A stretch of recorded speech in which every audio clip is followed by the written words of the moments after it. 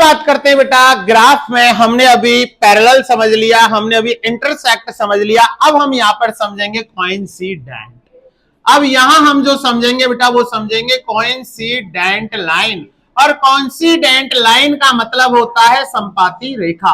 और संपाती रेखा वह रेखा कहलाती है जो एक लाइन के ऊपर दूसरी लाइन चलती रहे, जो हर जगह पर उस लाइन को क्या करती रहे, काटती रहे।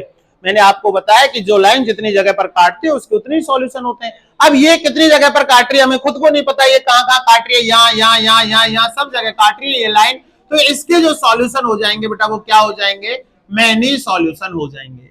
क्या हो जाएंगे बेटा, इसके जो सॉल्यूशन हो जाएंगे वो मैनी सॉल्यूशन होंगे। और मैनी सॉल्यूशन की कंडीशंस कैसे पता लगेगी, क्या कंडीशन होती है, तो कंडीशन होती है कि हमारे पास a1x plus b1y plus c1 is equal to 0, a2x plus b2y plus c2 is equal to 0। ये दो पेयर रहेंगे इक्वेशंस के। यहाँ a और b कभी भी क्या नहीं होना चाहिए, 0 नहीं होना चाहिए। और इनकी बात करें तो a1 upon a2 is equal to b1 upon b2 और is equal to c1 upon c2 होगा।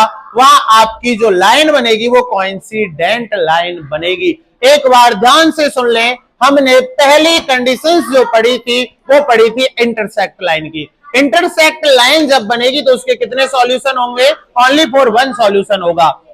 इंटरसेक्ट लाइन बनेगी उसका केवल एक सॉल्यूशन होगा। क्यों, क्योंकि मैंने आपको बताया कि जो लाइन जितनी जगह पर काटते हैं उसके उतने ही सॉल्यूशन होते हैं। तो इंटरसेक्ट लाइन ऐसे काटेगी तो ये कितने पॉइंट पर मिल रही है, किसी एक पॉइंट पर मिल रही है, तो इसका वन सॉल्यूशन हो जाएगा।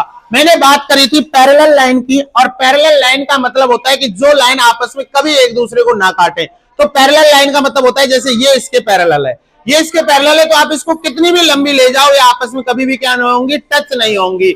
इसलिए इसका नाम क्या होता है, पैरेलल लाइन। तो इसका भी क्या होगा, कोई भी सॉल्यूशन नहीं होगा। और दूसरी लाइन मैंने बताई थी कोइंसिडेंट लाइन, जिसे संपाती रेखा कहते हैं। संपाती रेखा को आप ऐसे समझें कि नीचे वाली लाइन के ऊपर दूसरी वाली लाइन नीचे से लेकर एंड तक टच होते हुए जा रही है, तो वह लाइन आपकी कौन सी कहलाती है, कोइंसिडेंट लाइन। तो ये हर जगह पर टच हो रही है और ये हर जगह पर टच हो रही है, तो इसके जो सॉल्यूशन होंगे बेटा वो मैनी सॉल्यूशन होंगे। तो यहां से आपके 4 से 5 प्रकार के एमसीक्यू क्वेश्चंस बनते हैं।